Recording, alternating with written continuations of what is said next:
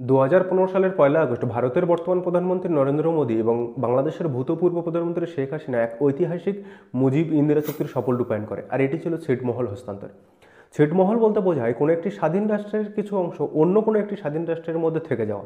তৎকালীন কোচবিহারের কোচরাজার রাজ্যের জমিদারির কিছু অংশ রাজ্যের বাইরে বিভিন্ন থানা পঞ্চগড়, ডিমলা, দেবীগঞ্জ, পটগ্রাম, হাতীবান্ধা, লালমনিরহাট, ফুলবাড়ি এবং ভুরুঙ্গামারীতে অবস্থিত ছিল। 1947 সালে ভারত যখন স্বাধীন হয় তখন লর্ড মাউন্টব্যাটেনের নির্দেশে সিরিল র্যাডক্লিফ অবিবেচকের মতো পূর্ব এবং পশ্চিম পাকিস্তানের মধ্যে সীমারেখা নির্ধারণ করায় এই 8 থানা বাংলাদেশের মধ্যে চলে যায় এবং কোচবিহার ভারতের মধ্যে চলে আসে।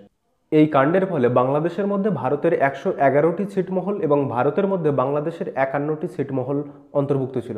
2015 সালে এই চুক্তির মাধ্যমে 54,000 মানুষ তাদের নিজেদের ভাগ্য নির্ধারণ করে এবং ভারত পায় 51টি ছিটমহল এবং বাংলাদেশ পায় 111টি ছিটমহল।